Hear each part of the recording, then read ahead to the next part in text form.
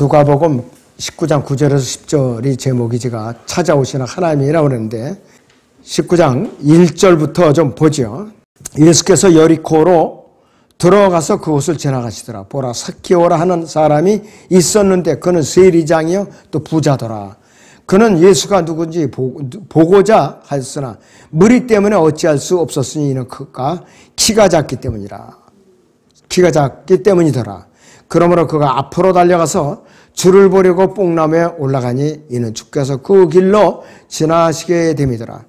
예수께서 그곳에 이르시자 그를 쳐다보시고 그에게 말씀하시기를 삭개오야 속히 내려오너라. 오늘은 내가 너희 집에서 묵으리라고 하시니 그가 서둘러 내려와서 기쁨으로 주를 영접하더라. 무리가 그것을 보고 모두 수군거리며 말하기를 그가 죄인과 더불어 손님이 되어 들어갔도다라고 하더라 그랬습니다. 삭개오가 얼마나 갈급한 마음을 가졌으면 뽕나무에 올라가서 예수님이 지나가시는 것을 쳐다보려고 올라갔을까요? 예수님께서는 그 마음을 읽으신 거예요. 여기서 세리장은 세무소장이에요. 여리코의 세무소장이요. 근데 그 당시에 세무공무원들은 죄인으로 여겼어요. 왜? 로마 제국을 위해서 세금을 과다하게 걷어서 자기들도 주머니에 채우고 로마 정부에도 바쳤기 때문에 그 유대인들을 봐서는 착취하는 죄인들로밖에 여겨지질 않았던 거예요. 세리장이라 할지라도 세무서장이라 할지라도 죄인으로 취급을 받았던 것이에요. 세무로. 그런데 육신을 입으신 하나님이신 예수 그리스도께서 5절을 보시니까 예수께서 그곳에 이르시자 그를 쳐다보시고 그에게 말씀하시기를 삭개오야 속히 내려오너라. 오늘은 내가 너희 집에서 묵으리라고 하시니 그랬습니다. 육신을 입으신 하나님께서 세리장, 죄인인 삭개오의 집에서 머물겠다. 보통 축복이 아니죠. 이건 대혁명적인 사건이에요, 이게. 하나님께서 자기 집에 머물겠다고 선언을 하셨어요. 정말로 감당하기 어려운 좀 가슴에 벅찬 감동적인 일이 아닐 수가 없어요. 하나님께서는 타락한 아담과 이브에게 찾아오셨죠. 가죽 옷을 지어서 입히시고 그들의 허물을 덮으셨어요. 또 노아에게도 찾아오셔서 방주를 지으셔서 노아와 그의 가족을 대홍수 심판으로부터 구원하셨어요. 갈대아 우르에서 우상 숭배자였던 아브라함에게도 찾아오셔서 그의 본토 친척 아비집을 떠나라고 명령하심으로써 성별을 하신 분이에요. 또 이집트로 노예로 팔려간 요셉에게도 찾아오심으로써 이스라엘 민족을 극심한 가뭄의 재앙에서 구출되도록 예비하신 분이에요. 창세기 39장 1절에서 4절을 보겠습니다. 요셉이 이집트로 끌려왔는데 파라오의 관원인 경호대장 이집트인 포티발이 그를 그곳으로 데려간 이스마엘인의 손에서 그를 샀더라. 주께서 요셉과 함께 하셨으며 그가 형통한 사람으로 그의 집 주인 이집트인의 집에 있었으니 그의 주인은 주께서 요셉과 함께 하심을 보았고 또 주께서 그가 하는 모든 일을 그의 손안에서 번성케 하신 것을 보았더라.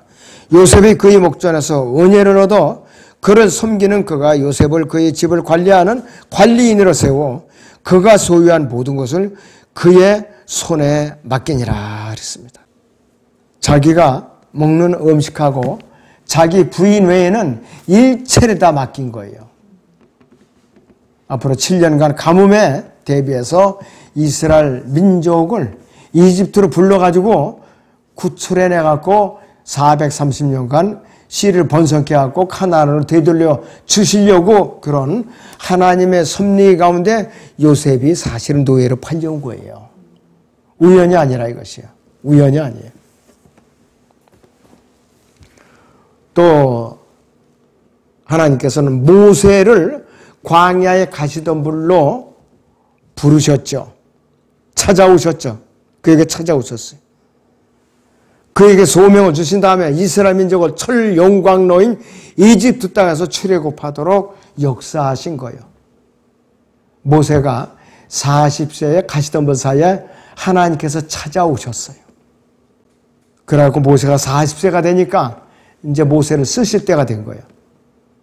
모세가 80세, 아론이 83세, 아론이 그들의 누이인 미리암이 87세. 그때 부르신 거예요. 이집트를 보내신 거라 이것이.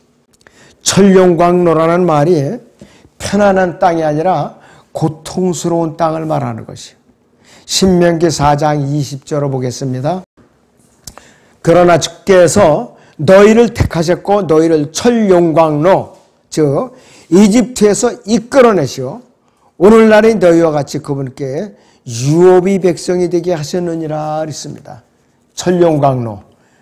여러분들 재련소 가본 적 이제 곧 가보신 분들은 알겠지만은 근처만 가도 땀이 흐르고 후끈후끈해요. 철 녹여가지고 풀무에다가 담그는 사람들. 저는 아주 초등학교 때 인천 제철소로 가본 적이 있었어요. 사람들이 강판을 달궈진 강판을 끌어내서 집게를 찝어가지고 옛날에 군화라고 그래, 군대 그걸에다 이렇게 살짝 밟으면서 구부려요. 그러고 나서 이제 밀어내고 또 끌어내서 또 밀어내고. 그러니까 안면에다가 뭐를 썼어요. 파이버그라스가도 너무 열이 나니까. 너무나도 열이 나니까. 그리고 이 창원에 이 변기창 같은 데 가면은 하루 종일 새벽부터 불을 달고 가지고서 용광로에 풀무질만 하는 사람이 있어요. 땀이 비오도 터져. 한겨울에도. 그런데도 사람들이 인터뷰해 보니까 저는 이 직업에 대해서 불만을 품은 적이 없습니다. 좀 직업이 위험해서 그렇지 감사합니다. 이런 대답이 나오더라고요. 그러니까 편때만 굴리고 고액 봉급자들 비하면은 그 사람들 대우도 약해요. 중노동이에요. 그런데도 불구하고 그 사람들이 감사하게 이러는 거예요. 어떤 사람들 뛰어가지고 이런 데 그냥 화상을 크게 입은 사람도 있어요. 용광로가 그렇게 무서운 데예요. 무서운 데라 이것이요. 자, 여기서 열왕기상 8장 51절을 다시 보죠. 이는 그들이 주께서 이집트 곧 천룡광로 가운데서 인도하여 내신 주의 백성과 주의 유업이기 때문이오니 그랬습니다. 천룡광로. 지옥불이라 이거예요. 한마디로. 예레미야 11장 4절도 보죠. 이것은 내가 이집트 땅에서 천룡광로로부터 너희를 인도했던 날에 너희 조상에게 명령하였던 것으로 내 음성에 복종하고 내가 명령한 모든 것대로 행하면 너희는 나의 백성이 되고 나는 너희 하나님이 되리라는 것이니라 그랬습니다.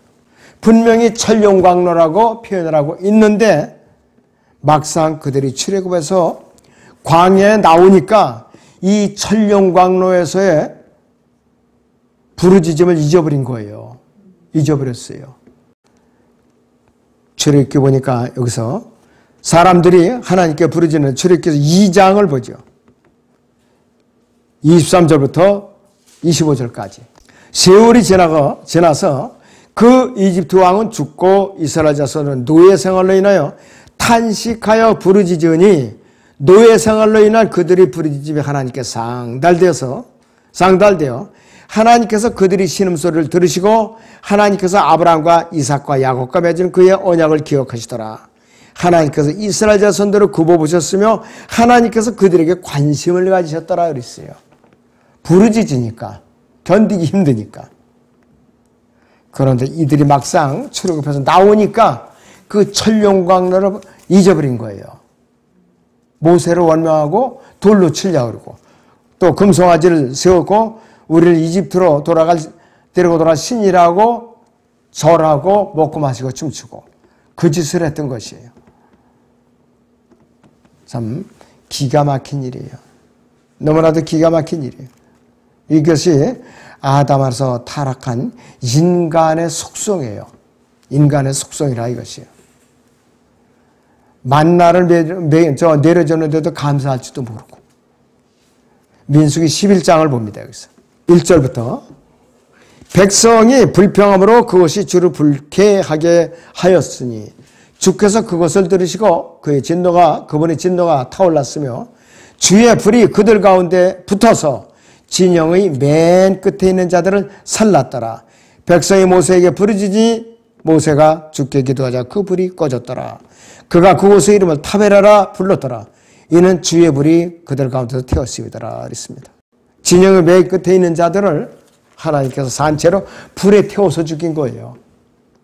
천룡광로를 잊은 대가가 이런 것이에요. 천룡광로를 잊은 것. 그런데 민수기 14장에 보니까 더 기가 막힌 말이 나와요. 민수기 14장 1절에서 4절을 보죠.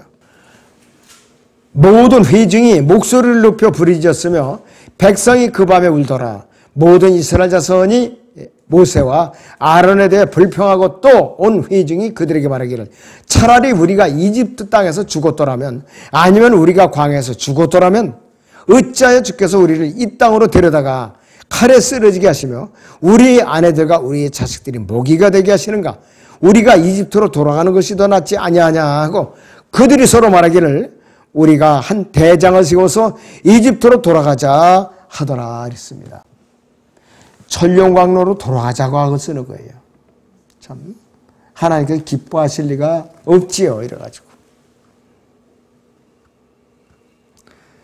인간이 먼저 하나님을 찾아가는 것이 아니라 하나님께서 타락한 아담한테 타락한 인간을 먼저 찾아오신 거예요. 순서가 그렇습니다. 분명한 것이요. 그래서 마태복음 18장 11절에 있는 대로 인자가 온 것은 잃어버린 자를 구원하려는 것이라 그랬어요. 또 누가복음 19장 10절에서는 인자가 온 것은 잃어버린 자를 찾고 또 구원하려는 것이라 그랬어요. 먼저 찾아오신 분이에요. 하나님께서 육신을 입은 하나님께서 먼저 죄인들을 위해서 타락한 죄인들을 위해서 갈보리 십자가로서 향하신 거예요. 우리가 십자가를 못 박으시라고 요구한 것이 아니라 그분께서 일방적으로 일방통행으로 먼저 갈보리 십자가로 이제 향해서 희생제물을 드리신 거예요. 그리고 죄인인 인간이 그분을 사랑한 것이 아니라 그분께서 먼저 죄인인 우리를 사랑하셨어요. 저나 여러분들을 먼저 사랑하셨어요. 요한일서 4장 19절을 보겠습니다. 우리가 그분을 사랑하는 것은 먼저 그분께서 먼저 우리를 사랑하셨습니다. 그랬어요. 우리가 그분을 사랑하는 것은 그분께서 먼저 우리를 사랑하셨습니다. 그랬어요. 우리가 잘나서가 아니라 또 우리가 먼저 그분을 찾아가서 사랑한 것이 아니라 이것이에요. 그런데 사람들은 항상 하나님을 대적하면서 살아요. 지금 이 순간도 대적하면서 살고 있어요. 주님을 대적하면서 살고 있어요. 저나 여러분들 마음속에도 그 본성이 그대로 숨어 있어요. 지금 환경만 조성이 되면 언제든지 튀어나올 수가 있다 이것이에요. 바로 요한일서 4장 7절부터 보죠. 사랑하는 자들아 우리가 서로 사랑하자. 이는 사랑이 하나님께 속한 것이기 때문이라. 사랑하는 사람 누구나 하나님께로부터 태어났으며 또 하나님을 아느니라. 사랑하지 아니하는 자는 하나님을 알지 못하나니 하나님은 사랑이시기 때문이라. 우리를 향한 하나님의 사랑이 이렇게 나타났으니 곧 하나님께서 그의 독생자를 세상에 보내신 것은 우리로 그를 통하여 살게 하려 하심이라. 여기에 사랑이 있으니 우리가 하나님을 사랑한 것이 아니요 그분이 우리를 사랑하시고 그의 아들을 우리 죄들을 위해 화목제물로 보내신 것이라. 자, 사랑도 하나님께서 일방적으로 우리를 사랑해서 먼저 찾아오신 거예요. 근데 사람들은 반대로 얘기를 하고 있어요. 반대로. 우리가 사랑하는 것이 아니라 하나님께서 우리를 사랑하신다. 이렇게 하고 있다 이것이요. 참 기가 막힌 일이죠 이것이. 너무나도 기가 막힌 일이에요. 자, 하나님께서는 어떻게 찾아오셨는가? 세 가지를 다 제가 말씀을 드릴 텐데 첫째는 성육신한 말씀으로 찾아오셨어요. 저 육신을 입으신 말씀으로 찾아오셨어요. 요한복음 1장 1절에서 2절을 보시면 태초에 말씀이 계셨고 그 말씀이 하나님과 함께 계셨으니 그 말씀은 하나님이셨느니라.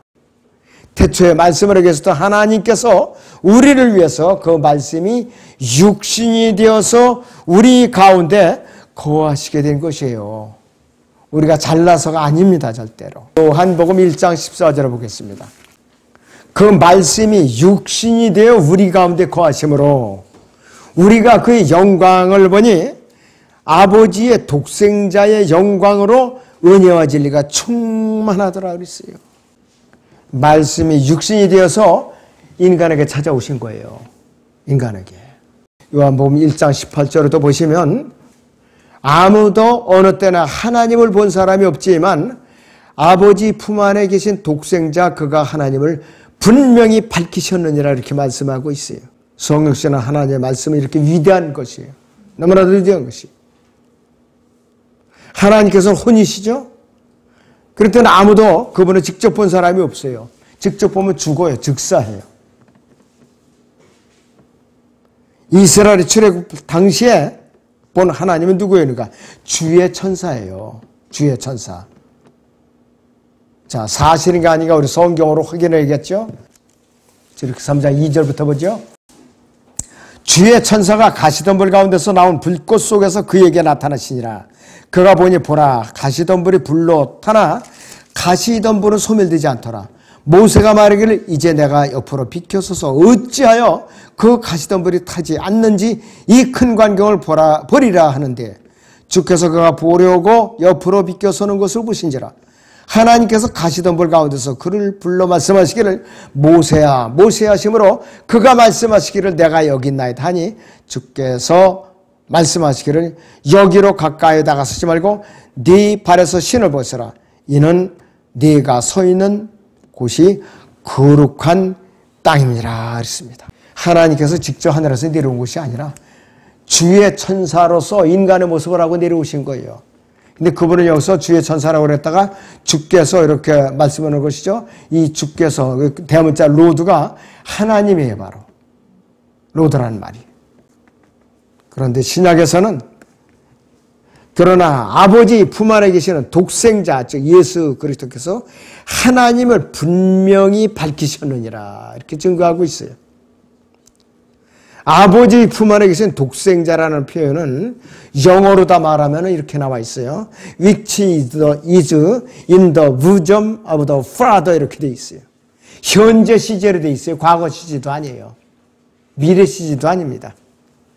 예수 그리스도께서는 과거에 하나님의 품 안에 계셨던 독생자가 아니라 과거뿐만 아니라 현재에도 미래에도 아버지 품 안에 계신 독생자이세요. 스스로 낳으신 분이에요. 스스로 낳으신 분. 자, 새 미국 표준역본 뉴 아메리칸 스탠다드 버전은 독생자라는 뜻의 the only begotten son을 the only begotten God으로 변개시켜 놨어요. 그러니까 원래부터 계신 창조주 하나님이 계시고 피조된 하나님이 있다 이것이에요. 여호와의 증인은 두 하나님을 믿어요. 원래부터 계신 창조주 하나님, 피조된 하나님. 피조된 하나님이 예수 그리스도라고 그래요. 그랬더니 이들은 지옥을 안 믿어요. 그냥 죽으면 무덤에 묻히면 끝나는 거예요. 그대로. 그래서 이 뉴 아메리칸 스탠다드 버전은 배교한 신학대학에서 모두 추천하고 인기가 아주 좋아요. 이것이 또. 이들은 한결같이 요한복음 1장 18절에 두 하나님을 모셔놓고 있는 자들이고 여호와의 증인의 창시자 러셀이나 러더포드는 공식적으로 그 입학한 자기 신학생들에게 세뇌 교육을 시키고 있어요. 그들은 두 하나님이에요. 본래의 하나님이신 이 창조주 하나님. 그 다음에 피조된 하나님이신 예수 그리스도. 그러니까 이들은 예수 그리스도가 원래 육신을 입으신 하나님이 아니라는 것이에요. 한마디로. 참 기가 막힌 일이죠. 근데 여호와의 증인들은 또 전도하는 데는 결사적으로 합니다. 남자들도 넥타이 아주 쫙 매고 아주 쫙 빼입고 멋진 가방 들고 그렇게 다녀요. 근데 우리는 너무 기울러. 박력이 없어요 또. 그 사람들은 누가 손가락질을 하든 말든 여자들이고 남자들이고 아주 굳세게 다녀요. 그냥. 그러면서 세력을 확장하는 거예요.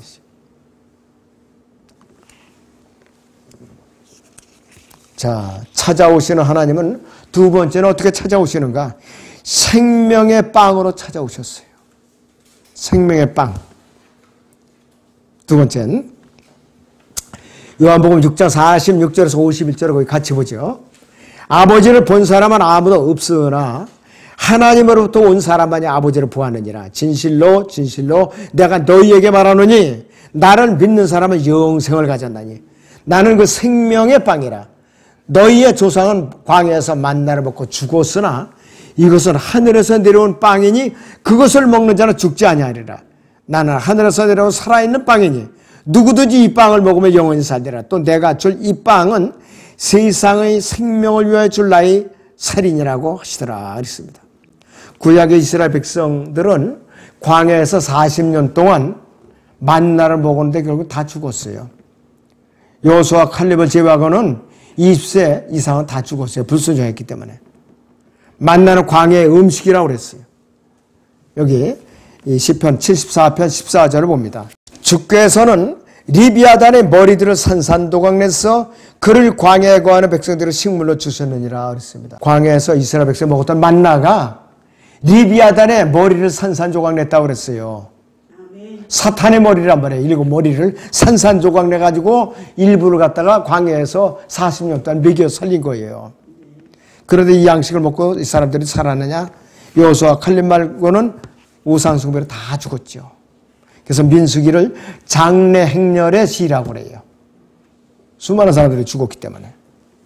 그리고 이것은 또 천사들이 먹는 음식이라고 알려주고 있어요. 시편 78편 보죠. 24절 25절을 보세요. 자, 그들에게 만나를 비같이 내려 먹이시고 하늘의 곡식을 그들에게 주셨느니라. 사람의 천사들이 음식을 먹었으며 주께서 그들에게 먹을 것을 풍족하게 보내셨도다 있습니다. 동풍이 불겨가지고서 고기를 먹고 쓰다 불편하니까 메추라기를 쓸어와가지고서 그냥 며칠을 죽게 했죠. 이빨 사이에 씹혀갖고 삼키기도 전에 다 죽어버렸어요. 왜? 불순종했기 때문에. 그래서 오직 하늘에서 내려오신 생명의 빵이신 예수 그리스도를 구세주로 모셔드린 사람만이 영원히 살 수가 있는 것이에요. 이 생명의 빵이 뭐냐? 기록된 성경에, 오늘날 기록된 성경, 생명의 말씀. 자, 요한복음 거기 보세같이 6장 58절에 이것은 하늘에서 내려온 빵이라 너희 조상이 만나를 먹고 죽은 것과 같지 아니하니 이 빵을 먹는 자는 영원히 살리라고 하시니라 했어요. 기록된 말씀 요한복음 5장 39절 보세요. 성경을 상고하라. 이는 너희가 성경에 영생이 있다고 생각하면 그 성경은 나에 관해 증거하고 있습니다. 그러나 성경을 읽다가 구원받는 사람도 있어요. 또 기록된 말씀을 듣다가 구원받는 사람도 있어요. 또 이렇게 전도지를 읽다가 구원받는 사람도 있어요. 어떤 사람은 누가 히지토에 꼬깃꼬깃해서 쳐놓아버린 전도지를 궁금해서 뭔가 하고 펴보고 그거를 보고 구원받은 사람도 있다고 그래요. 제가 직접적으로 간증을 들었어요. 이것도. 참 그 사람 복받은 사람이에요. 어떤 사람은 꼬깃꼬깃해서 그냥 던져버리고 지옥 갔고 어떤 사람은 궁금해서 이렇게 펴서 보니까 영생의 말씀이 있다 이거예요. 실화해 이것을 제가 직접적으로 그렇게 구원받은 사람도 간증을 들었어요. 자, 그런데 유대인들은 어떻게 했느냐? 너희는 생명을 얻으려고 내게 오기를 원치 아니하는도다 그랬습니다. 모세율법만 붙들고 예수님을 받아들이지 않으니까 지옥으로 갈 수밖에 없었던 거예요. 이들에게는 앞으로도 큰 무지막지한 환란이 기다리고 있는 것이에요. 아담의 타락을 인해서 저주받은 땅은 육신의 양식은 아무리 먹어도 만족할 수가 없어요. 썩는 양식, 병들게 하는 양식, 온갖 각종 암을 비롯해서 병들게 하는 양식이에요. 유전자 변형 식품이 너무나도 많이 나오죠. 땅에 농약을 범벅이로 쳐대니까 이 땅이 약해지고 병들으니까 병들은 이 음식을 먹을 수밖에 없는 거죠. 그러다 보니까 병이 생기는 거라 이것이에요. 또 일시적이죠. 아무리 많이 먹어도 결국은 무덤으로 가게 하는 양식밖에 안 된다 이것이에요. 그러나 영생의 양식은 하나님의 말씀은 사람의 혼과 영을 찔러 가르는 예리한 무기라 이것이에요. 그럴 때 우리는 말씀을 붙들어야 돼요. 육신의 양식을 먹고 나면 어떻게 돼요? 소화를 시켜야 되죠. 영의 양식을 먹고 나면 어떻게 돼요? 묵상을 해야 되는 거예요. 기도로서. 그래 소화가 되는 거예요. 어떤 사람들은 읽긴 했는데 이거를 교리적으로 묵상을 안 해요. 그러니까 평생을 읽어도 무슨 말인지 이해가 안 되는 거예요. 이것이. 묵상을 잘해야죠. 그래서 성경 공부하는데 바쁘더라도 시간을 쪼개서라도 참석하는 사람들은 어떤 형태로든지 군사로서 쓰시더라고요. 주님께서. 제가 바른교를 알고 20년 이상 경험해온 바에 의하면 그런 사람들은 예를 들어서 거리 설교자로 부지런히 쓰신다든지 어디 지역교회 목자로 쓰신다든지 그렇지 않으면은 이 책을 펴내는 이제 문서사역자를 쓰신다든지 어떤 형태로든지 쓰임을 받고 있더라고요. 이 좁은 이 대한민국에서도. 근데 중간에 건성으로 넘어간 사람들은 쓰임 받는 사람이 한 사람도 없어요. 육신의 양식만을 쫓아다니고 있어요. 지금도. 펜사콜라 성경신학원, 미국의 플로리다 펜사콜라 성경신학원도 100명이 입학을 하면은 4분의 1 정도가 쓰임 받을까 말까 돼요. 중간에 방학하면 또 탈락하고. 졸업할 때 되면 4분의 1인데 그 중에서도 다 쓰임 받는 게 아니에요. 그것도. 외국 선교사로 지역교회 목자로 나가는 사람들은 거기에 일부밖에 또 안 되는 거예요. 일부밖에. 그 자기의 자세가 중요하다 이것이. 그 다음에 어떤 방법으로 하나님께 찾아오시나? 의의 말씀으로 찾아오십니다. 의의 말씀으로. 재림 때에는 의의 말씀으로 찾아오셔서 예루살렘의 다윗의 보좌에 앉으셔서 의인들과 악인들을 갈라내시고 유대인들과 이방 민족들을 심판하실 분이에요. 자, 마태복음 25장의 31절을 보겠습니다. 인자가 그의 영광 중에 오고 또 모든 거룩한 천사들이 그와 함께 오면 그때 그가 그의 영광의 보좌에 앉으리니 그 앞에 모든 민족들을 모아놓고 마치 목자가 양들을 염소들에서 갈라놓듯이 그들을 따로 갈라놓으리라 그랬습니다. 뿐만 아니라 그분께서 흰말을 타고 심판왕으로 오시면은 무시무시한 심판이 벌어져요. 요한계시록 거기 있는 대로 요한계시록 19장 11절에서 13절을 같이 봅니다. 또 내가 하늘이 열린 것을 보니 흰말이 보이더라. 그 위에 앉으신 분은 친실과 진실이라 불리며 의로 심판하고 싸우시더라. 그에는 불꽃 같고 머리에는 많은 왕관들이 있고 또 한 이름이 기록되어 있는데 그 자신에는 아무도 모르며 피에 적신 옷을 입었는데 그의 이름은 하나님의 말씀이라고 불리더라 했어요. 하나님 말씀으로 심판하시는 거예요. 오실 때도 말씀으로 오셔요. 오실 때도 말씀으로 오셔요. 그분께서는. 자, 그런데 예수 그리스도께서 찾아오시는 것은 극히 개인적이에요. 단체적으로 찾아오는 게 아니에요. 재림할 때는 지상 재림하실 때는 민족적으로 유대인들을 찾아오시죠. 그때는 심판하러 오시는 거예요. 자, 첫째는 사마리아 우물가 여인에게 개인적으로 찾아오셨어요. 개인적으로. 그래서 그 사마리아 우물가 여인이 변화를 받아서 마을 여인들을 이제 물동이로 던져두고 마을로 뛰어들어가서 여인들을 예수 그리스도께서 예수님께로 불러와요, 전부. 그러니까 그 여인들이 간증이 나와요.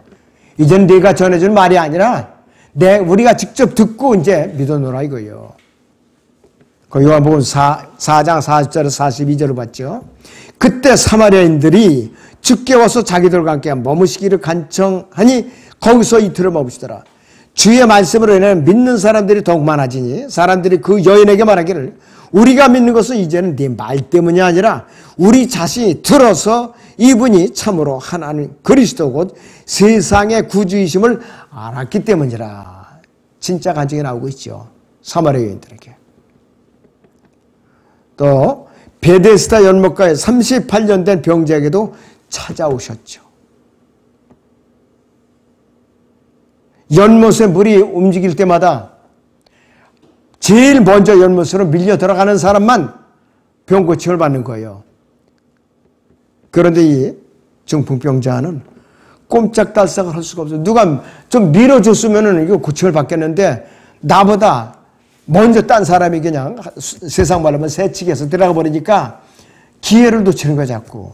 애타가고 있는데 주님께서 그 사람의 마음을 읽으셨어요. 요한복음 5장 8절 9절을 봅니다. 예수께서 그에게 말씀하시기 일어나서 네 침상을 들고 걸어가라고 하시니 그 사람이 즉시 나은지라 자기 침상을 들고 걸어가니 그날은 안식일이더라 했습니다. 예수님께서 명령하실 때 병이 나았다는 것은 구원도 동시에 받았다는 것이에요. 그 당시에는. 왕국복음이기 때문에. 왕국복음에는 치유가 같이 따르는 기적이 일어나요. 그 다음에 삭개오에도 개별적으로 찾아오셨어요. 삭개오가 예수를 먼저 만나려고 찾아간 것이 아니에요. 키가 작으니까 안 보이니까 뽕나무에 올라가 있었던 거예요. 그냥 안타까우니까.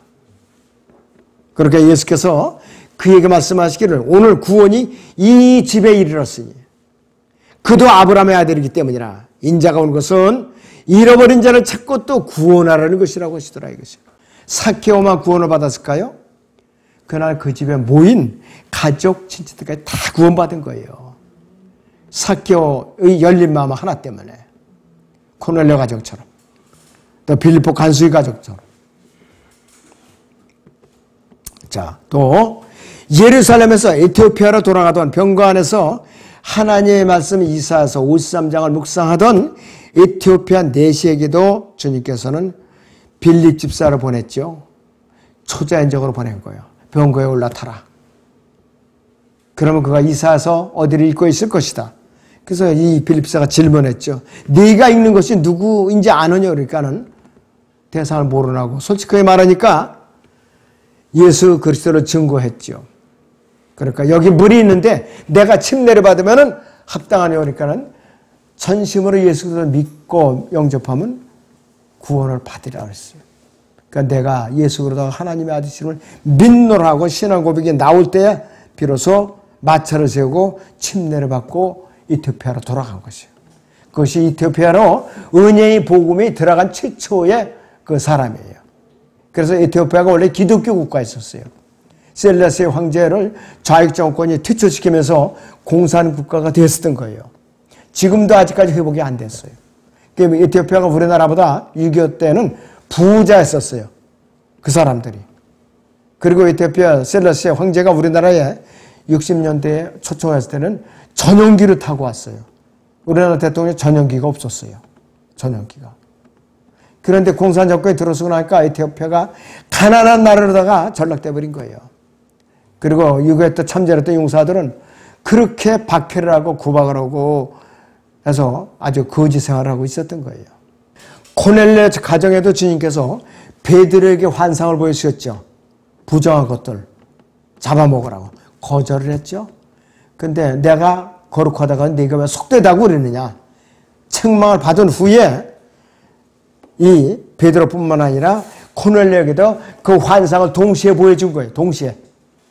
그 사람을 보내갖고 베드로를 초청하고 베드로뿐만 아니라 코넬레뿐만 아니라 그 가족들, 그 친지들까지 다 복음을 듣고 주님을 영접해서 영원한 생명을 얻었어요. 너무나도 참 아주 감동적인 장면이 아닐 수가 없어요. 자, 여기서 사도행전 10장 44절부터 봅니다. 베드로가 아직 이런 말을 하고 있을 때 성령께서 그 말씀을 듣는 모든 사람에게 임하시더라. 그러므로 베드로와 함께 온 모든 할례받은 믿는 자들이 성령의 선물을 이방인들에게도 부어주심을 보고 놀라니 이는 그들이 방언으로 말하며 하나님을 높이는 것을 들음이라. 그때 베드로가 대답하기를 이 사람들이 우리와 마찬가지로 성령을 받았으니 어느 누가 물로 침례받는 것은 그 말이요 하며 주의 이름으로 침례를 받으라고 그들에게 명령하더라. 그들은 베드로에게 며칠간 동안 머물기를 간청하더라 그랬어요. 야페 족속을 대표해서 구원받은 최초의 사람이 바로 코넬료예요. 코넬료. 그래서 예수 그리스도께서 하나님께서 그분의 사역으로 부르시는 것도 개별적으로 부르세요. 집단적으로 부르시는 게 아니에요.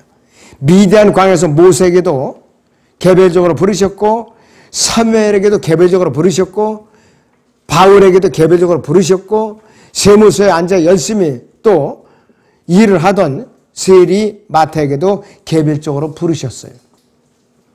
고기를 잡고 있던 베드로와 안드레에게도 개별적으로 부르셨고, 요한과 야고보, 그물을 깁는 작업을 하던 요한과 야고보에게도 개별적으로 부르셨어요. 근데 이들이 핑계를 댔던 거예요. 즉시 따랐어요. 즉시 따랐다 이것이. 자, 마태복음 4장 보세요. 베드로는 사람을 낚는 어부가 되게라고 그랬어요. 마태복음 4장의 18절에서 20절을 봅니다. 예수께서 갈릴리 해변을 걸어가시다가 두 형제를 보셨는데, 베드로를 하는 시몬과 그의 형제 안드레라. 그물을 바다에 던지고 있었으니 이는 그들이 어부임이라. 주께서 그들에게 말씀하시기를 나를 따라오라. 내가 너희로 사람들을 낚는 어부가 되게 하리라고 하시니 그들이 즉시 그물들을 버려두고 주를 따라가더라 그랬습니다. 이게 쉬운 일이 아니죠. 자기 생업인데 그 자리에서 그냥 내버려두고 주님을 따랐던 거예요. 그 다음에 그물을 깃고 있던 요한과 야고보는 어떻게 했는가? 21절에서 거기서 조금 더 가시다가 주께서 또 다른 두 형제를 보셨는데, 세베대의 아들 야고보와 그 형제 요한으로 그들의 아버지 세베대와 함께 배 안에서 그물들을 깃고 있더라. 주께서 그들을 부르시자 그들이 즉시 배와 자기들이 아버지를 남겨두고 주를 따라가더라 그랬습니다. 즉시 따라갔어요. 그냥. 손에 쟁기를 잡고 뒤를 돌아보는 자는 하나님의 왕국에 합당하지 않다고 누가복음 9장 62절에서 말하고 있죠. 그래서 모두 이 주님의 사역에 부르실 때도 개별적이에요. 집단적이 아니에요. 모세도 광야에서 양을 치고 있을 때 부르셨고, 다윗도 마찬가지예요. 바울은 그리스도인들이 열심히 박해하고 있을 때 부르셨어요. 그래서 주님께서는 지금 이 순간에도 열심히 일하고 있는 사람들을 부르시고 빚으시고 그분의 사역에 쓰세요. 건달들은 부르시질 않아요. 바쁜 사람들을 부르시는 거예요. 자, 하나님은 한 분이시죠. 하나님과 사람 사이에 중보자도 한 분이시고 사람이신 그리스도 예수시라는 말씀대로 우리는 그분께서 중보자로 일하실 동안에 어떻게 해서든지 복음을 전해야 돼요. 그분이 중보자 역할이 끝나면 이 땅에 내려오시는 거예요. 그때는 구원의 문이 닫히는 거예요. 은혜의 복음이 닫힌다 이거예요. 그래서 우리는 개별적으로 잃어버림받은 죄인들에게로 개별적으로 찾아가서 복음을 전하는 거예요. 가만히 앉아서 오는 거 기다리는 것이 아니고. 그래서 이 필라델피아 교회 시대의 위대한 선교자들, 복음 전도자들, 선교사들은 전 세계 구석구석 찾아다니면서 복음을 전했어요. 그 필라델피아 교회의 특징이에요, 바로. 심지어는 아프리카 대륙이나 남태평양 산호섬을 찾아다니면서 식인종에 사는 섬까지 찾아다니면서 복음을 전했던 것이에요. 목숨 걸고 다니는 거죠, 이들은. 그래서 우리는 주님께 승천하시기 전에 명령하신 대위임사항에 철저하게 복종을 해야 돼요. 리빙스턴, 아프리카의 선교사로서 이 아프리카인들은 너무나도 리빙스턴에서 많은 사람들이 구원을 받았고 감명을 받았기 때문에 그가 숨을 거뒀을 때에 심장을 아프리카에다 묻었어요. 몸만 본국으로 이제 유해가 왔어요. 그 당시에 피부색은 까맣지라도 아프리카인들이 그렇게 열정적으로 주님을 믿었다 이거예요. 마태복음 28장 19절에 20절을 같이 봅니다. 그러므로 너희는 가서 모든 민족들을 가르치고 아버지와 아들과 성령의 이름으로 침례를 주며 내가 너희에게 명령한 모든 것을 가르쳐 지키게 하라. 보라 내가 세상 끝까지 너희와 항상 함께 있으리라고 하시더라. 아멘. 그렇습니다. 아멘. 그랬어요. 자, 그래서 주님께서는 하나님과 원수된 우리에게 화해의 대사로서 파송을 받으신 분이에요. 우리도 주님께 위임받은 세상 죄인들을 위한 화해의 대사들이에요. 고린도 후서 5장 20절을 보겠습니다. 그러므로 이제 우리는 그리스도를 대신한 대사들로서 하나님께서 우리를 통하여 너희를 권면하신 것 같이 우리도 그리스도를 대신하여 너희에게 간구하는 너희는 하나님과 화해하라 그랬습니다. 우리는 또 예수 그리스도를 위임받은 화해 대사들로서 하나님과 원수된 죄인들을 향해서 찾아다니면서 복음을 전해야 된다 이것이에요. 그래서 영어에서 가스펠이라는 말이 있어요. 가스펠. go spell. 가서 말하라 이 뜻이에요. go 플러스 spell. 가서 말하라. 그래서 이 가스펠이라는 말이 거기서 나온 거예요. 사람들이 가스펠송을 열심히 불러대요. 교회마다. 근데 구원 상담을 할 줄 몰라요. 또 성경을 바로 전하지를 몰라요. 그렇게 안 되는 거죠. 설교는 2시간씩 길어서 재미있게는 하는데 핵심적인 진리가 거의 없어요. 너무나도 안타까운 현실이. 그래서 우리는 앉아서 기다리는 것이 아니라 찾아서 개별적으로 복음을 전해야만 되는 것입니다. 기도하겠습니다.